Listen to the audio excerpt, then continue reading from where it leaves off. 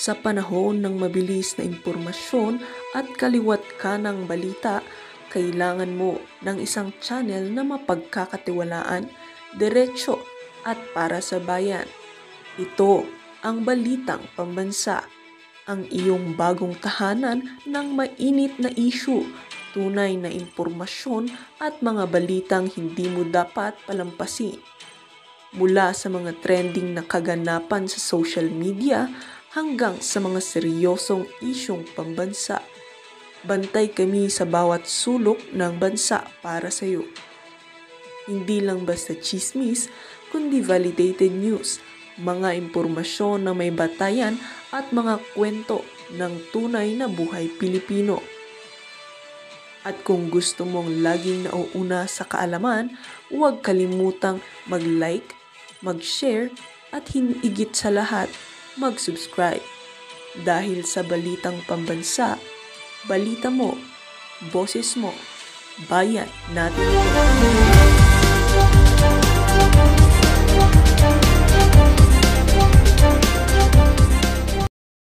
Magamit na yan. Maraming salamat po. Maraming salamat. He extends the olive branch para po magkabati po kayo. What will it take for you and the President to patch things up? Hindi ako pwedeng makipag-arenglo dyan dahil sabi ng tao, sinungaling ako, wala akong gusto. Ako ang isang taong isang salita. Nahiya po akong bumaliktad. Po, no, nananawagan din po kayo na bumaba ang ating Pangulo. Dapat lang dahil sobra na, tama na. Oo. Pero sa tingin niyo ba, papakinggan kayo? Wala pa akong kilalang presidente na kusang bumaba po sa kanilang nasa kanilang pag hindi sila bumaba, baka mas masahol pa sa nangyari sa tatay niya. Oo. Hindi bababa yan dahil parang totoo yung sinasabi nilang bangag. Hindi ako nagsabi, sinasabi lang. Hindi, ang sumasagot sa akin, mga trolls eh. Alam niyo mga kababayan ang sumasagot sa akin, trolls. Farm trolls. So ibig sabihin doon, isang building, puro computers, yan, tigasagot nila. Panira sa akin. Kaya sila, wala. Pero, so, Gov, hindi kayo, wala kayong tiwala. Naku, kung hindi raw bababa mga ka-reaction dahil hindi siya bababa, dahil bangag siya, naku. Malupit po yan mga ka-reaction ha, magagaya daw po siya sa tatay niya, naku. Hintayin po natin yun ha, ako excited po makita yun eh. Sa ICI po. Kasi, wala, zero. Pero po yung mga pangalan, Dahil, pinapaboran nila si BBM na siya nag-create niyan. Pero yung lahat yung gusto nila lumabas, yun lang. Kaya sinara nila, nung nagsabi na yung mga engineers, mga contractors, hindi pwede sabihin yan. Sinara na. Sino yung mga pangalan sa tingin nyo po ang pinoprotektahan? Aside, sabi nyo nga kasi pinoprotektahan ng ating Pangulo. Pero sa tingin nyo po, kung yung investigasyon po ay nagsasabi po ng mga pangalan na ayaw ipasabi, kayo po, ano po ang nakikita nyo pong sino po yung mga nakikita nyo mga pangalan na hindi lumilitaw? Presidente at si Speaker. Dating Speaker. Siya pa rin ang Speaker. Siya pa rin si Martin Romualdez pa rin po? Si Speaker Martin Romualdez.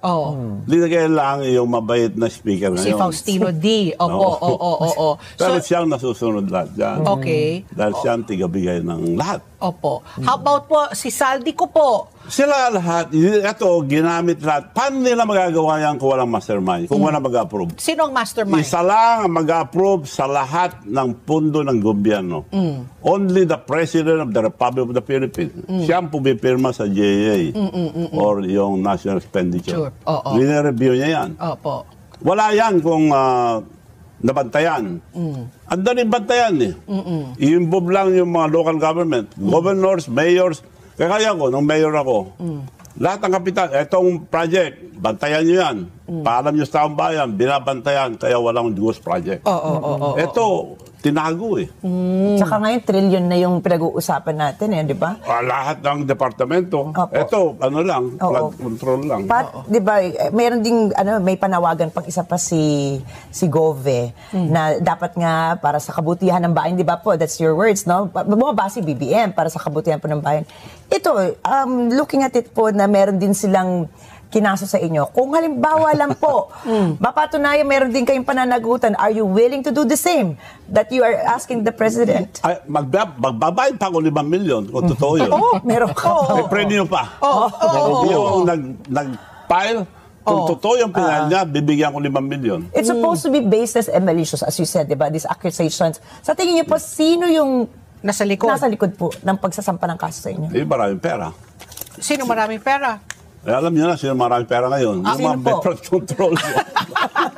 Pero ito po, Gov po, no? Isa sa mga attack dog yun. Yun. Ang record nung nag-file, tinuspindi na ng Korte Suprema. Trabaho niya yan. Yan na naman na nag-file sa akin nung panahon ni Paring Erap. The same person, gawa lagi the niya yan. same, oo. At meron akong patunay na wala naman binibigyan ng pera, sabi niya. Madalas sa akin humingi ng pera. Kaya meron akong, ewan ko kung naibigay ko, nagpasalamat pa sa akin. Maganda itong bangko, itong ating kababayan, suportahan natin. Naku po. Yung B-Bank. Na pinamimigay ko yung B-Bank para sa taong bayan. Yeah. Oo. Pero Gov, kayo, sabi mo mukhang no turning back na ito, no? Sabi nyo mukhang hindi na kayo magkakaayos. Dati sinabi nyo rin yan, correct me if I'm wrong, tungkol kay Erap at saka kay Manny Pacquiao. Pero nagkabati rin kayo. Parang panahon lang naman panahon lang. Pero sa tingin nyo ba, hindi rin ho ba dapat na tama rin na ibunyag na nitong administrasyon yung sobrang malawakang korupsyon? Tama. Kasi Yun nga, lumalabas regardless yun. of who is Yes, behind yes, it, no? yes. But isn't it about time also na kumbaga it's the president who initiated this, but you're saying that he's behind it, he's responsible. But the mere fact that he came out and had this investigation started, isn't that a point for the president? No. No. Yun ang ginawa niya para hindi umabot sa kanya. Paimbestigahan niya lahat yun. Matapos ng term yan, di pa tapos ang investigasyon. Oo. Tapos pupunta sa ibang departamento, hindi na maubos yan. So it's a delaying tactic po. Delaying tactic. Tactic, It's a oo. delaying tactic, pero totoo lahat yun. Pero hindi ba tama rin na Ginawa nga niya pang lipstick, kagaya yung 500 billion, more than 500 billion na budget ng flood control, tinanggalan niya ng 29 billion. Oo. Parang lipstick lang. Oo. Yung Parang ganun din facelift, ginawa niya. facelift. Para kunyari malinis siya, mahiya kayo. Oo. Dapat mahiya. Siyang mahiya. Mahiya tayo. Mahiya tayo, dapat. Pero Gov, Kung totoo na yung sinasabi niya, bakit hindi maimbestigan ng Ilocos Norte up to now? Tama. Bakit sa Senate tinatago Ilocos Norte? Tinago Ilocos Norte, ayaw ang galawin. Ang hinihingi ko lang, punta kayo sa Ilocos Norte, napakadali. ICI, punta naman kayo sa Ilocos Norte, up to now ayaw galawin. anong makikita po nila pag pumuntang ICI po? Nako, ang daming project doon na hindi natapos. Flood control pa rin ho ba? Ha? Flood control rin Flood po? control lahat. Ang dami. Binabahab ho ba sa Ilocos Norte? Of course. Malakas po. Malakas. Oo. Pero kung Ngayon, ayaw papuntahin yata ang mga tao. Balita ko, binabantayan na ng sundalo. Ginagawa, hinahabol, pero yun ang gusto. Gov, I'm sure hindi lang flood control yan, ano? Ay, So hindi pag lang. pumunta po yung ICI, siguro para mabigyan nyo ng guidance, kasi mukha pong may alam po kayo dyan sa nangyayari sa Ilocos. Ano po yung pwede nilang silipin pa ibang proyekto? Marami, lahat. Kaya kalkalin lahat. Kami, kalkalin nyo rin. Ang may pagmamalaki ko lang po sa amin, maski anong gawin nila, wala silang makalkal, that from the poorest province kami, we are now the fifth richest province in the entire country. Nasa Ilocos Norte, nasa ilalim pa rin. Ilang presidente na sila. Doon kayo mag-base. Kung corrupt kami, bakit mag-progress ang Ilocos Norte? Pero Tama. Gov, ano sa tingin nyo ang end game dito po ng administrasyon? Sa tingin nyo, sa tagal nyo na po na sa politiko, kilala nyo na po halos lahat ng mga presidente po, ano po sa tingin nyo ang end game? Ito ba ay dahil gusto niyang i-redeem yung pangalan ng mga Marcos? Naku. Para po sa mga Duterte, para wala po silang kalaban sa 2028? Ano yung nakikita nyong end game? Yung sinasabi mo na para Yun din akala ko noon. Gagawa sila mabuti para malinis ang pangalan ng tatay nila na napatalsik ang buong Pilipinas. Yun ang pagkalam ko. Naku po. Wala eh. Inumpisa na nila, unang taon pa lang, inumpisa na nila ito. Kaya sinadya ito. Sinadyang... Itong administrasyon na ito. Oo. Sinadya po yung mga flood Yung mga control. flood control. Hindi lang yun. Pero Lahat na ng sinabi project. po ni Senator Ping Lacson po, systemic. Sabi niya, he went as far back as 10 years ago. Kumbaga, sa panahon rin ng administrasyon po ni Duterte, nasilipan na rin po na meron. Siguro po, lumala ng lumala. Diba? Dati daw, sa panahon daw ni Pinoy, baka 10% lang. Diba? Tapos umakyat po, naging 10 to 15 sa panahon po nila Duterte. Pero ngayon lang daw talaga, umabot sa 25 hanggang 30%. Pero Hindi systemic. Hindi lang 30%. Hindi lang. So magkailan po? Ilan Sinasagad po na. percent? Ano po ang sagad? Sagad, halos lahat na para ang gagawin nila, alis na lang sila pagkatapos ng term nila. So, hindi, para This sila... is the biggest scandal ever. This is the biggest. Ito na pinakamalaki. Correct. Sa 8 presidente na nakita ko, lahat mayroong issue. Pero ito na pinakamalaki na lantaran. Saka hindi nila inintindi yung mga pinasasagot ng AI. Yung mga attack dog. Yun lang pinasasagot. Sa tingin niyo po may magiging accountable at the end of the investigation? May pag-asa pa po ba na maayos po ito? Pag magkaisang taong bayan, dapat patalsikin na ang ating presidente kung hindi siya makinig. Pero Gov, sa November 30, merong malawakan na naman po na rally. 'Di ba nangyari po yung September 21, nandun po rin kayo. Wala ako. Nandun ako, nagpakain lang. Oo, nagpakain ka lang. Pero nakita ko Kinain kayo. naman lahat. Nakita ko kayo, 'di ba? Meron nga kayong yung parang bus na mimigay kayo ng lugaw. Nakita rin po kayo na naglalakad rin po sa White Plains Avenue. Pero yun na nga, ang tanong ko po, November 30 may isa na namang malawakang rally po laban nga dito sa korupsyon. Yes. Sa tingin mo ba, kumbaga, hindi pa rin po natitinag yung pag-asa ng mga Pilipino na may mananagot, there will be accountability, may makukulong, meron pong kailangan restitution, kailangan ibalik po ang bilyong-bilyong po na ninakaw po sa ating kaban. Yes. Ako, hindi ko masyadong bintangan ng mga engineers, mga contractor. Binigay lang sa kanila eh. Ang ikulong yung nagbigay sa kanila. Mastermind nga po. Mastermind. Or yung mastermind, siya nag-utos, siya nag-approve, binigay lang, for example, kay Diskaya, 31 billion in 3 years. Ako, 9 years. Wala po 1 billion. Kaya pala kayo nagtatampo. Ito ang talagang... Kung nabigyan kayo ng 31 billion, siguro wala kayo rito. Never. Never. ako May resibo siguro. Ako, record lahat eh.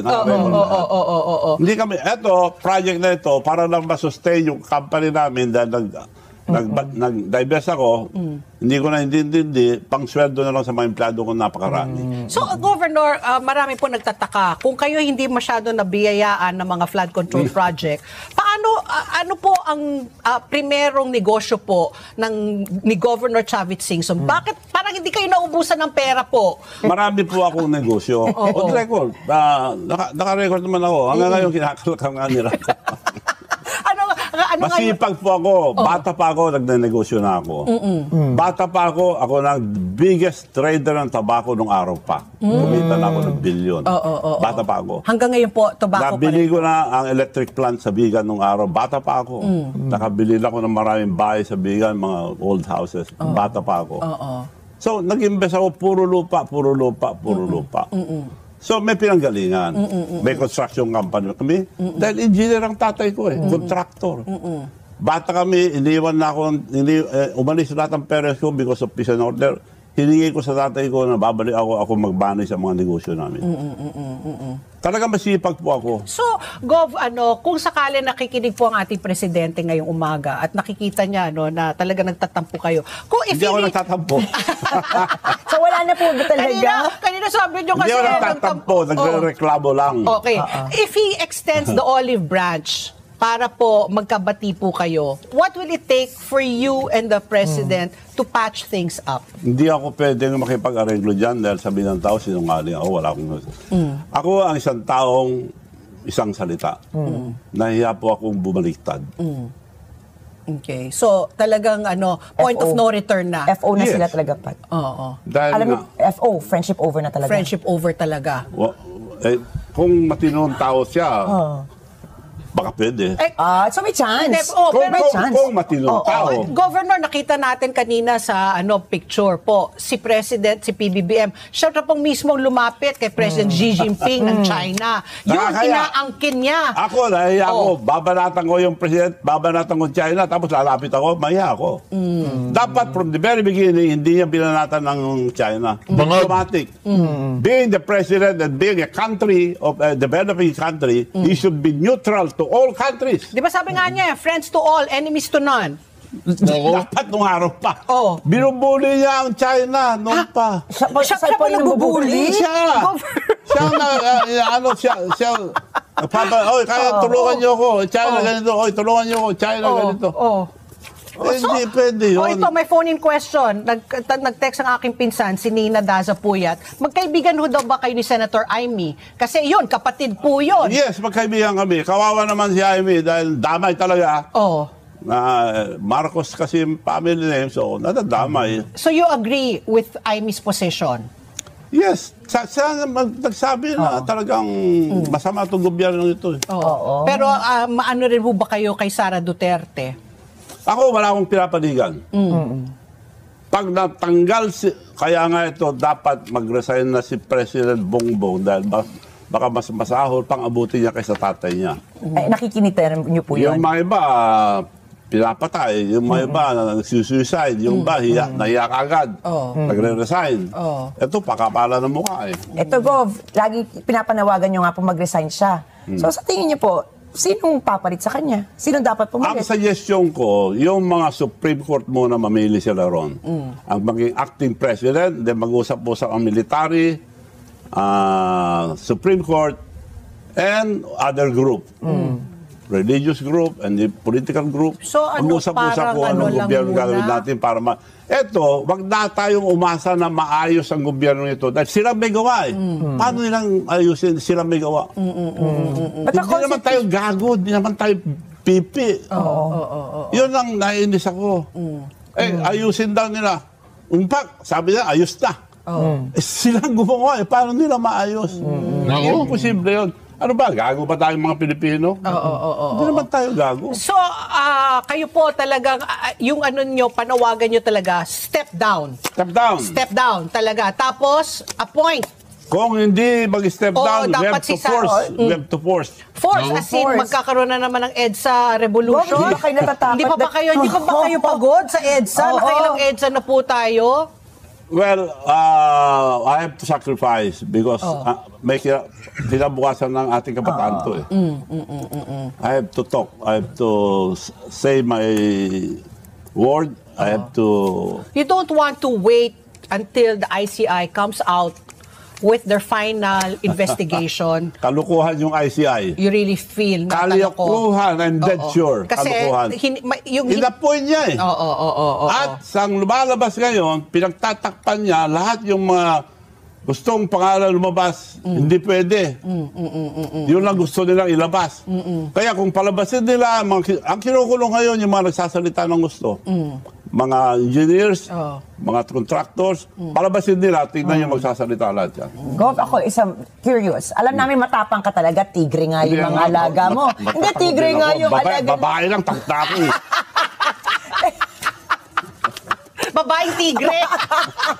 Ito, Gov, wala ba kayong pangamba na makasuhan kayo ng sedition? Dahil talagang openly. Hindi ba kayo natatakot sa buhay ninyo? You're calling, and Francis is calling on the military to side the people, and wala po the ba kayong... military should protect the people. Kinontra na ho pala nitong si Congressman Mike Defensor eh. Talagang si Seno. Good faith, nagpunta Sergeant Gutesa, I was not with him, no one was with him, pero nandyan yan. So siya talaga nagpunta mag-isa? Yes. And exactly where, sir? Somewhere in Manila, may picture, pinakunan ko eh. I sent it to Senator Marcoleta, yung pinakita niya. Nakalagay pa nga doon 24/7 eh. Akala mo tindahan ng 7-Eleven eh. So, all I'm saying is, mukhang mali ata yung sinasabi na yung iimbestigahan ay yung nagpresenta ng salaysay. Kung sino pa yung nagsalita, siya pa yung imbestigahan. Nako. Sino ngayon magsasalita tungkol sa flood control? Meron kang 19 nakatao na sundalo na pwede magbigay sa'yo ng detalye kung paano dinideliver ang pera. Matatakot na lahat yan. Yung pala lahat ngayon, pwede lang imbestigahan. Because again, for the sake of the judge, wala na yun eh. Na-cure na yung oath niya when he went to the Senate. So it's not so why would he fake it? What about this, they say, this Latin saying, falsis in uno, falsis in omnibus, which is false in one thing, false in everything. Yes. Ibig sabihin, for those who do not really buy this salaysay of Sergeant Gutesa, kung nagsinungaling ka sa isa, posibleng That's right. may problema na din yung credibility mo sa iyong sinumpaang salaysay. I hope we have that part of, binalikan ko po kasi yung naging salaysay, hindi salaysay, yung pag-introduce ni Senator Marcoleta kay Sergeant Gutesa to prove that Sergeant Gutesa said siya talaga yung, well, it was his signature and he did have this notarized. If that's ready, let's play it. Galing eh, no? Mr. Gutesa, kanina nga ako'y nagpapaliwanag para ipakilala kita. Narinig mo yung aking sinabi? Yes, Your Pwede mo Honor. bang i-confirm na kung ano yung sinabi ko ay yung nangyari kahapon? I confirm, Your Honor. Salamat po. At ngayon po ay hawak ko nga ang inyong sinumpaang salaysay na nung draft ito ay binasa ko. Ganun din nga po at wala namang pagbabago. At gusto ko lamang pong sabihin ninyo na mayroong pirma sa ibabaw ng pangalang Orly Regala Gutesa. Kayo po ba ang nagpirma nito? I confirm, Your Honor. Ito po ay pinanotaryo ninyo. Nakikita ko rin po. Totoo po ba itong notaryong ito? Totoo po, Your Honor. That's what I wanted to, gusto ko sana balikan. Kasi Yeah. talagang sinabi niyang pinanotaryo ko to. Ibig sabihin, nagpunta siya doon sa notary public, siyang nagpanotaryo. Anong sinabi niya sa inyo, Congressman Mike? What happened doon sa kanyang pagnotaryo? Talaga bang nanumpa yung siya? normal. Kanino? Okay. Yung sino yung town doon? I don't know personally, wala naman ako doon. Pero yun, normal. Pumunta siya doon, pinaganon siya, pinasumpa siya, pinirmahan niya, tapos niregister. And alam mo, Pinky, di ba, nagbenta ka ng kotse or nagbenta ka ng bahay. Di ba, Yan. papanotaryo natin. Hindi naman natin alam na doon eh. Di ba, kung minsan nga, hindi mo na nga pumupunta sa notaryo, pinapadala mo na lang doon, ipapanotarize mo.